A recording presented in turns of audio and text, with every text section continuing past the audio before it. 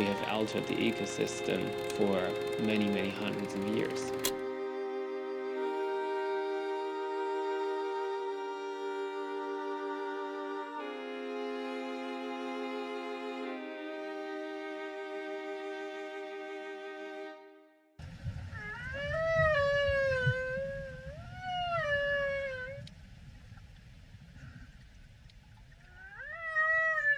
We can bring back most of these species that are about to go extinct. We just have to want it.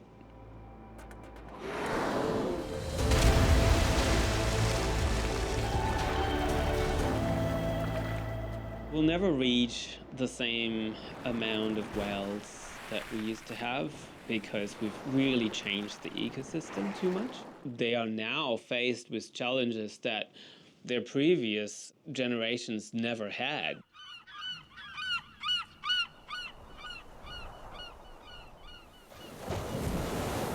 When I was a kid, we'd rarely see a whale, and when we did, we were like, holy moly. Now we see them everywhere. It's like asking someone about the weather. Up here we go, oh, how good are the whales at the moment?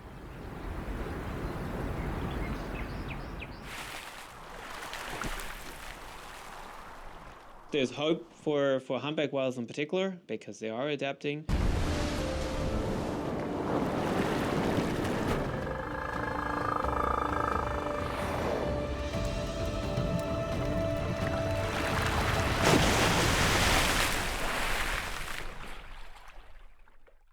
London was lit by whale oil, sadly. The 1920s or early 1900s is when the modern whaling really started, and it was all about steam-powered vessels and cannons, explosives, and harvesting became a lot more economic-driven.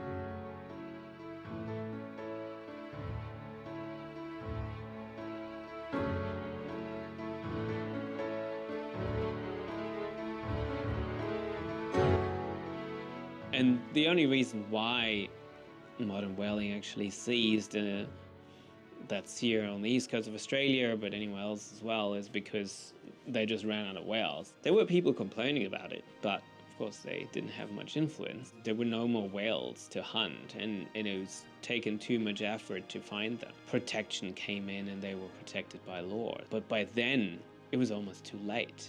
I like to make my images talk to the people. I want people to look at my photos and go, you know, wow, that's a beautiful animal. We should be looking after that animal. That's a beautiful ocean. We should be looking after it.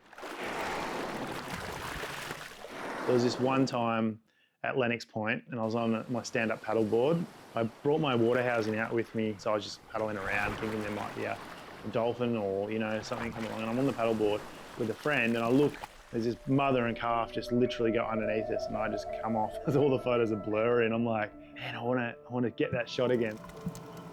In the late 90s, there was a white whale.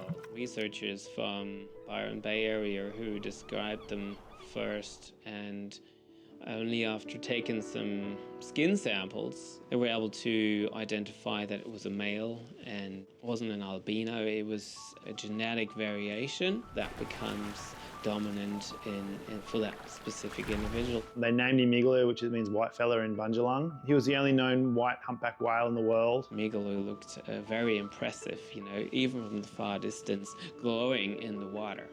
Pretty much in board shorts and no shirt, and luckily I had my snorkel mask on. But he approached me and just stopped and just made a full whale song at me, like full, and it vibrated through me. And that was like, to have that happen, which I've swum with countless numbers of whales. I've never had a whale stop and do that to me. I think it elevated my connection back to the planet 1000%. You literally look into the eyes of these animals and they, you know, they're so curious in that moment, trying to figure out who you are and what you are doing. Every time it feels like a beautiful magic connection.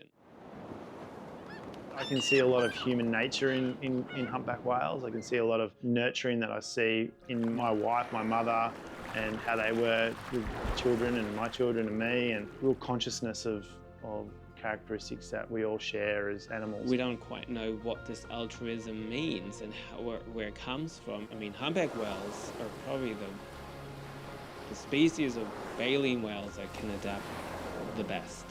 That's the only reason why they've come back from whaling so well. That's why they have recovered so well.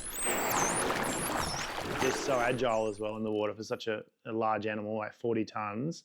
Just to watch them sit in the water column without moving is just phenomenal. The whales are contributing to phytoplankton blooms, and they're contributing to nutrient distribution simply by pooing and peeing all over the ocean. We do know that they are shifting their migration time, that they are starting new feeding strategies, they're avoiding places that are more noisy, and they increasing their vocalization with noise in the ocean. Sadly, we still have whaling, so we need to look into ways of how we can protect them better in the future. For us, it doesn't seem like much happening in the ocean, but it is so much happening in the ocean. We're, ocean coastal people in Australia. The majority of people live next to the ocean, but the connection beyond going for a surf and a quick swim isn't always there. A lot of people don't have that connection and the understanding of the amazing marine life that Australia has. Some of the most amazing creatures you could ever imagine. If you put your head in the water during the whale season and you just hear the vocalization of humpback whales and submerge yourself into this different world. People will travel thousands of miles to see them. Even people that aren't exceptionally connected to nature, it's still an amazing thing for them to see. Taking a species like humpback whales and then putting all this energy in there to help conserve them and protect them, it shows that we can actually pick any species and get them back from the brink of extinction.